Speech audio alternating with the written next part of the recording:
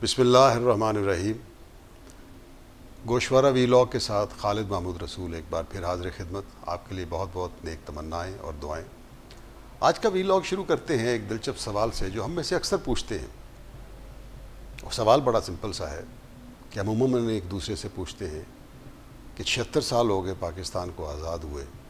اور ہمیشہ سے ہمارے بڑے بھی اور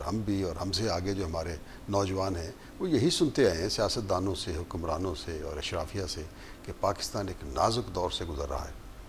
ہمارے دوست ہیں فاروق سہیل گوندی صاحب، انہوں نے سوشل میڈیا پہ پچھلے دنوں پوسٹ کیا کہ آخر یہ کون سا ایسا نازک دور ہے جو کہ گزر ہی نہیں پاتا۔ تو ہم نے مذاقاً ان سے کہا کہ جی مسئلہ یہ ہے کہ آپ نازک دور کو یہ سمجھے ہیں کہ یہ شاید وقت ہے، جبکہ یہ نازک دور ہمارا تقریباً جائے قیام ہے۔ ہم نے اپنی یوں سمجھ لیجئے کہ پاکستان نے اپنا قیام ہی اس نازک دور پہ رکھ لیا ہے، اس نازک موڑ پہ رکھ لیا ہے، لہٰذا یہ گزرنے والا نہیں۔ اور اس کے لیے میں نے ایک مثال دی، واقعہ میں آپ سے بھی شیئر کر لیتا ہوں۔ بہت پہلے کی بات ہے، مجھے ہانگ کانگ جانے کا اتفاق ہوا۔ اپنے ہوٹل سے میں جب اگلے دن صبح نکلا تو ساتھ ہی ایک ٹریول گوڈس کی بڑی شاپ تھی، اور اس کے اوپر بڑے بڑے بینرز اور پوسٹرز آویزاں تھے کہ ایک کلیئرنس سیل اور اس کے آخری 2 دن ہیں۔ آتے جاتے ہم نے رش بھی دیکھا تو ہم نے بھی محسوس کیا کہ بھائی یہ ان کی کل شام کو کلیئرنس سیل ختم ہو جانی ہے، تو چلو ایک ہفتہ میرا قیام وہاں تھا، میں نے کہا کہ ہم بھی کچھ کر لیتے ہیں۔ تو اگلے دن ہم نے بھی اپنی جیب کے مطابق جو بھی اس میں کلیئرنس سیل میں حصہ ڈالنا تھا وہ ڈالا۔ لیکن تیسرے دن جب میں ہوٹل سے نکلا تو میری حیرت کی انتہا نہ رہی کہ وہ کلیئرنس سیل کے بینرز اور پوسٹر اسی طرح ہی آویزاں تھے۔ مجھے 3-4 دن اور رکنا پڑا تو پتہ یہ چلا آہستہ آہستہ کہ بنیادی طور پہ کیونکہ ہانگ کانگ میں زیادہ تر ٹورسٹ آتے ہیں، کوئی 2 دن ٹھہرا، کوئی 4 دن ٹھہرا، وہ آتے ہیں اور چلے جاتے ہیں، لیکن وہاں کے دکانداروں نے ان کو اٹریکٹ کرنے کے لیے یہ ایک مستقل حربہ اختیار کیا ہوا ہے کہ بہت سارے دکانوں کے اوپر پرماننٹ ایک قسم کی کلیئرنس سیل جو ہے نا وہ لگی ہوتی ہے، اور وہ بینرز بھی کافی مضبوط اچھے مٹیریل کے تھے جو کہ کئی مہینے چل سکتے تھے۔ اس ایک واقعے سے ہم نے یہ سیکھا کہ بنیادی طور پہ جو گاہک ہوتا ہے اور جو دکاندار ہوتا ہے وہ دونوں کا وقت کو ناپنے کا اپنی اپنی ضرورت اور مہارت کے مطابق پیمانہ جو ہے نا فرق ہو سکتا ہے۔ اب کچھ اسی طرح کا انطباق یا اسی طرح کی ملتی جلتی انالوجی جو ہے نا وہ میں پاکستان میں بھی دیکھتا ہوں کہ جب ہمیں سننے کو ملتا ہے کہ پاکستان نازک دور سے گزر رہا ہے تو یہ بنیادی طور پہ ہم جیسے وہ جس طرح ہانگ کانگ میں میرے ساتھ ہوئی اور مسافروں کے ساتھ ہوئی کہ ہم کہتے ہو یہ نازک دور ہے بھائی، بچوں اس میں اپنے اپنے وسائل کے اندر رہنا ہے، لیکن جو اشرافیہ ہوتی ہے ان کے لیے یہ نازک دور ہی تو کمائی ہے۔ اگر اشرافیہ جو ہے ان کے لیے تو کمائی ہے، اگر ملک جو ہے وہ ہر سال نازک دور میں نہ ہوتا تو ان کی یہ عیاشیاں ہوتی، جن عیاشیوں سے ہم نے دیکھا کہ پچھلے 40 سال سے تو ہمیں ہوش سنبھالے ہوئے ہو گیا کہ ہر طرح کی اشرافیہ کو ہر دور میں ہم نے پھلتے پھولتے دیکھا، کمزوری پاکستان کے حصے میں یا پاکستان کے عوام کے حصے میں آئی، اور یہ نازک دور انفارچونیٹلی جاری ہے۔ اور جو ہمارے طور اطوار ہیں، طریقے ہیں، اس کے مطابق لگتا یہ ہے کہ یہ نازک دور جانے والا نہیں ہے، اور ہماری جائے قیام جو ہے یہ اسی نازک موڑ پہ، اسی نازک دور میں رہے گی۔ اب فار ایگزامپل جن لوگوں کو تھوڑا بہت یاد ہے، اب ہمارے ہاں پچھلے کو 1.5 ہفتے سے آپ کو یاد ہوگا نگران حکومت آئی، تو اس کے بعد ڈالر جو کا ریٹ جو ہے وہ 30 روپے بڑھ گیا، اس کے بعد چینی کی قیمت جو ہے وہ 200 روپے سے اوپر جو ہے نا وہ چلی گئی۔ تو وہ یک نگران حکومت کو یاد آیا، اسٹیبلشمنٹ کو یاد آیا کہ جناب یہ تو پاکستان کے ساتھ بڑی زیادتی ہو رہی ہے، بجلی کی اتنی چوری ہو رہی ہے اور ریکوری نہیں ہو رہی ہے and so on so forth, تو اس میں کیا ہوگا کہ دھڑا دھڑ جناب بجلی کے چھاپے شروع ہو گئے، اس میں پھر آنا شروع ہو گیا کہ فلاں کو پکڑ لیا، فلانا ایم پی اے تھا، فلانے علاقے میں سیاستدان جو ہے وہ بجلی چرا رہے تھے، ایسے جیسے انہیں سب کو آج پتہ چلا ہو۔ حیرت مجھے اس بات پہ ہوئی کہ جب پرویز مشرف آئے ہیں تو اس وقت انہوں نے بھی یہی کام شروع کیا، انہوں نے تو بلکہ یہ کہ فوج کی مدد سے گھر گھر میٹر بھی چیک کرائے۔ تو یہ سب وہی پرانی چلی ہوئی فلم ہے جس کو کہ ہم دیکھتے ہیں کہ جب بھی کوئی نیا حکمران آتا ہے وہ فلم دوبارہ چلا دیتا ہے، اور ہم سے یہ توقع کرتا ہے کہ اس نئی فلم کے اوپر ہم اششکار اٹھیں کہ جناب اس سے پہلے نہ کبھی دیکھا نہ سنا۔ اب فار ایگزامپل ڈالر کا دیکھیں آپ، ڈالر میں بھی یہی ہو رہا ہے کہ جی پکڑ دھکڑ، یہ وہ جو ایران کو اسمگل ہو رہا ہے، افغانستان کو اسمگل ہو رہا ہے، پکڑ دھکڑ کر کے اب روزانہ ہمیں شام کو یہ سٹوری بتائی جا رہی ہے کہ جی انٹر بینک میں ڈالر دیکھ لیں، کمال ہمارا دیکھا اس تیزی سے جناب نیچے جانا شروع ہوا۔ یہ کمال اس سے پہلے بھی ہم سن چکے ہیں، ڈار صاحب نے بھی یہی کیا، جب وہ آئے انہوں نے بھی پکڑ دھکڑ کی اور وقتی طور پہ ڈالر کو کچھ نیچے لایا، انہوں نے کہا جی میں 200 پہ لا کے چھوڑوں گا، اور جب وہ گئے تو خیر سے وہ 300 کے لگ بھگ چھوڑ کے گئے۔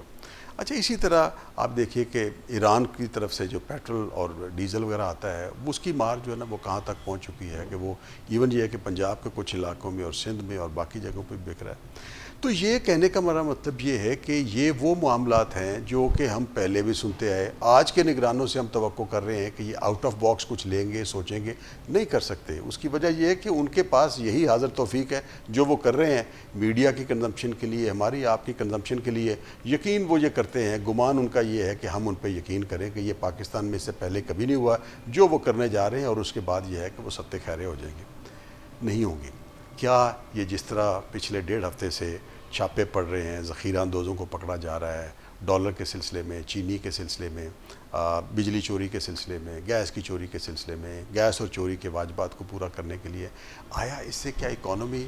اپنے راستے پہ آ جائے گی؟ کیا ہم اس نازک موڑ اور نازک دور سے گزر سکیں گے؟ میرا خیال ہے نہیں. وجہ بڑی سمپل سی ہے. وجہ یہ ہے کہ ہمارا جو اکنامک سٹرکچر ہے یہ اشرافیہ نے جس انداز میں اس کو کیپچر کیا ہوا ہے, یہ ان کے لیے ایک ملک اور اکانومی ایک مال غنیمت کی طرح ہے, اور یہ اپنی سیاسی مفادات اور سیاسی جو ان کے کرونیز ہیں ان کو نوازنے کے لیے پاسٹ میں جو کچھ کیا یہ آج بھی اپنی اس روش کو بدلنے کو تیار نہیں ہے.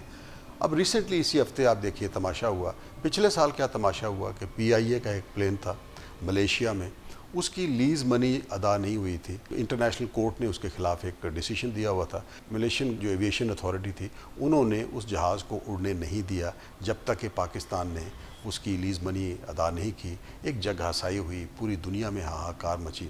اب اس کے بعد دیکھ لیے کہ وہی پی آئی ہے. اب پچھلے ہفتے اور اس ہفتے یہ ہوا ہے کہ سعودی عرب سے وہ فلائٹس اڑان نہیں بھر سکی. وجہ یہ ہے کہ تیل کے پیسے نہیں تھے. اسی طرح یو اے ای اور ایک آدھا اور جگہ پہ بھی ہوا. اچھا طیارے اس وقت جو ہے نا پی آئی اے کے پاس 31 طیارے ہیں اور 14 طیارے اس کے جو ہے نا وہ گراؤنڈ ہیں, لیکن لاؤ لشکر سٹاف کا باقی اخراجات اور یہ اور وہ سارا اپنی جگہ پہ چلا جا رہا ہے. اس کے جو لاسز ہیں وہ تقریباً کو $800 ارب روپے کے تقریباً بتائے جا رہے ہیں. تو اب اس سے اندازہ ہوتا ہے کہ ہم جب اپنے اداروں کو چلا نہیں پاتے, اور اداروں کو چلانا کون سا مشکل پڑا ہوا ہے. اسی ملک میں آپ دیکھیے کہ جو پرائیویٹ ایئر لائن ہے, ایئر بلو ہو گئی, سیرین ہو گئی, ایئر سیال ہو گئی, یہ وہ ایئر لائنز ہیں جو پچھلے چند سالوں میں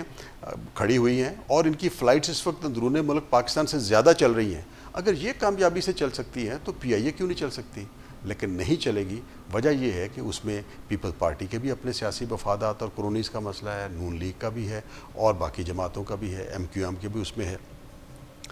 اب اس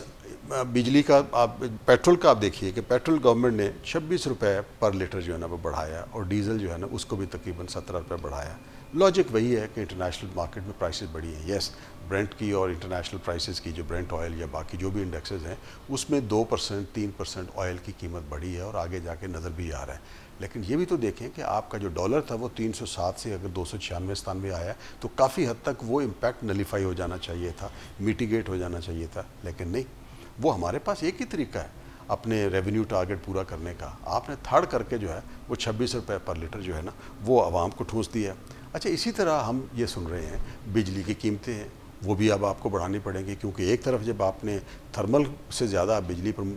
بنا رہے ہیں, اب ٹرانسپورٹ کے کرائے بھی بڑھ گئے, اور تھرمل سے آپ بجلی بنا رہے ہیں تو نیچرلی یہ آئل کے بڑھنے سے ہوگا یہ کہ آپ کی جو بجلی کی قیمت ہے اس کی بھی ایڈجسٹمنٹ جو ہے نا وہ آ جانی ہے. اب یہ ہے کہ جس طرح میں بتا رہا تھا کہ جو حال پی آئی اے کا ہے وہی حال ریلوے کا ہے, وہی حال اسٹیل مل ہے کہ بند مل ہے لیکن آپ اربوں روپے خرچ کیے چلے جا رہے ہیں. اب یہ ہے کہ ہماری جو بجلی کا سیکٹر ہے جو آج سے 30-32 سال پہلے جس طرح کے ایگریمنٹس کیے گئے تھے آئی پی پیز کے ساتھ, اور اس کے بعد ان پالیسیز کو تھوڑی بہت ٹویکنگ کے ساتھ جو ہے نا وہ جاری رکھا گیا, اس کا نتیجہ یہ ہے کہ ایک طرف تو ہم نے وہ ہاتھی پال لی ہے آئی پی پیز کی شکل میں, اور دوسری طرف جو ہماری ڈسٹریبیوشن کمپنیز ہیں ان میں گورننس, کرپشن کے مسائل, مس گورننس اور ان ساری چیزوں نے بٹھا کے رکھ دیا ہے. اب حالت یہ ہے کہ بجلی کے سیکٹر میں جو ڈسکو کمپنیز ہیں اس کا بتایا جا رہا ہے کہ جو سرکولر ڈیٹ جو ہے وہ بڑھتے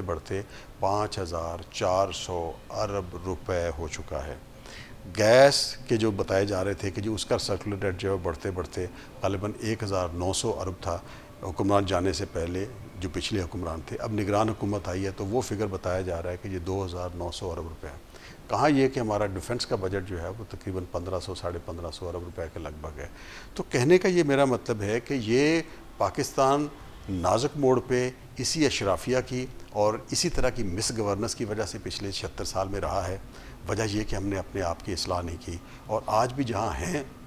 ہمیں سب سے زیادہ فکر جو ہے میڈیا کی حد تک دیکھیں نواز شریف کے آنے کا ہے، پیپل پارٹی کو اپنے الیکشن کی ڈیٹ کی فوری فکر ہے۔ اس کے بعد ہم دیکھتے ہیں کہ شاہ محمود قریشی کو ہتھکڑیوں سمیت عدالت میں پیش کرنے کے جو ایک آپٹکس ہے وہ دکھایا جا رہا ہے۔ پرویز الہی ہے، ان کی رہائی کا امکان نظر نہیں آ رہا۔